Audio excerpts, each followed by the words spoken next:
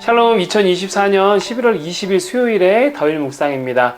음란한 시대를 향한 메시지라는 제목으로 함께 나눌 말씀은요, 호세아 1장 9절부터 11절입니다. 여호와께서 이르시되 그의 이름을 로암미라 하라. 너희는 내 백성이 아니요 나는 너희 하나님이 되지 아니할 것임이니라.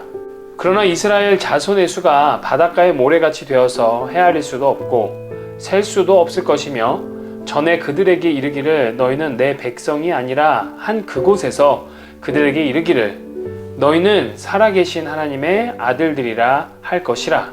이에 유다 자손과 이스라엘 자손이 함께 모여 한 우두머리를 세우고 그 땅에서부터 올라오리니 이스라엘의 날이 클 것이미로다. 아멘. 오늘부터는 호세아의 묵상이 시작됩니다. 호세아를 묵상하시는 그 시간들을 통하여서 하나님의 그 절절한 사랑의 마음을 확인하시고 회복해보는 은혜의 역사를 누리시기를 소망합니다. 호세아 선지자가요, 여러분 활동하던 시기에 대한 정보가 오늘 본문 1절에서 확인됩니다. 이때는 북이스라엘의 여로보암 2세가 통치하던 때라고 하는 거예요. 북이스라엘의 역사상 가장 화려한 전성기가 이때입니다. 평화와 번영을 당연히 누렸겠죠. 그런데요, 동시에 부정과 불의가 판을 치던 영적으로 매우 패역한 시대였습니다. 역사상 가장 부유하고 가장 풍요로운 시간을 누리고 있었으나 만족할 줄도 감사할 줄도 모르면서 끝없는 자신들의 욕망을 앞세우며 진실과 인애를 저버린, 어쩌면 우리의 시대 상황과 너무나도 흡사한 것 같아요.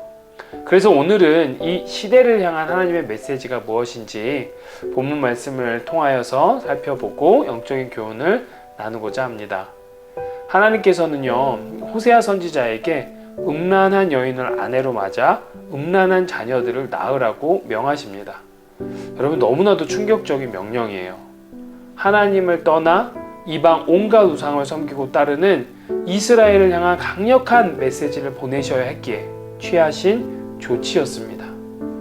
선지자가요, 하나님의 이러한 가혹한 명령을 수행해야 할 만큼 그 시대는 너무나도 암울하고 심각하고 음란했다는 거예요. 부족할 것이 없으니까 하나님은 더 이상 필요로 하지 않았던 겁니다. 더 이상 하나님을 찾고 있지 않은 시대였던 거예요. 그런데 지금 우리가 살고 있는 이 시대에도 너무나도 이런 거와 흡사하지 않은가요?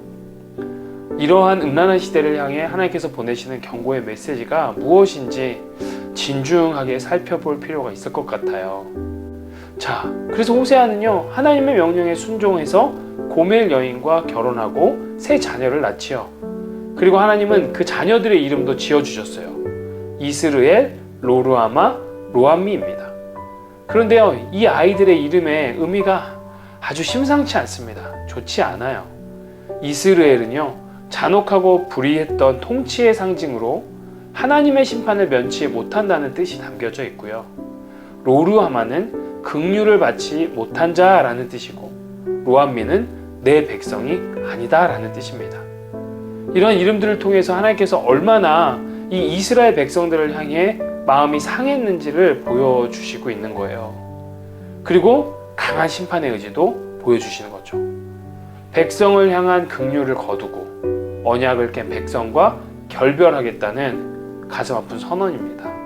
우리가 살고 있는 이 시대에 교회 공동체가 낳은 아이들의 이름은 과연 무엇일까 하고 생각해 봅니다. 하나님을 안다고만 하지 섬기지는 않는, 부요와 풍요 가운데 넘쳐나는 그런 우리를 향하여 이스라엘, 로암미, 로르하마의 선포가 있기 전에 우리가 서로 돌아볼 수 있는 그 은혜가 있기를 원합니다. 마지막으로 오늘 본문 마지막에 그 내용의 전환이 일어납니다.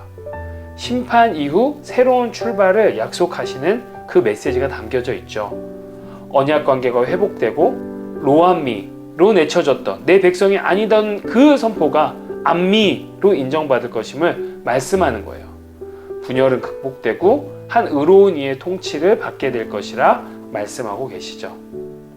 이는 그럼에도 하나님의 용서와 은혜만이 희망임을, 그래서 하나님의 변하지 않는 언약적인 사랑을 의지하는 이들에게만 회복의 길이 열릴 것임을 짚어주시는 말씀인 거예요. 어서 회개하라는 겁니다. 다시 주님께 돌아서서 오기만 하면 된다라는 거예요.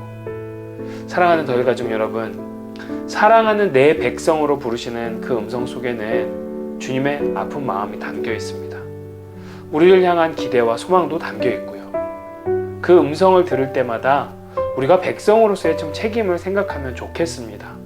우리가 살아갈 이유와 존재의 목적을 질문해 보면 좋겠습니다. 우리의 시선을 이 땅의 성공과 즐김이 아닌 하나님을 향하여 온전히 둘 때 우리에게 사랑은 더 풍성해지고 우리의 삶은 더 부유해지며 어디서나 어느 영역에서나 회복의 도구로 쓰여질 줄 믿습니다.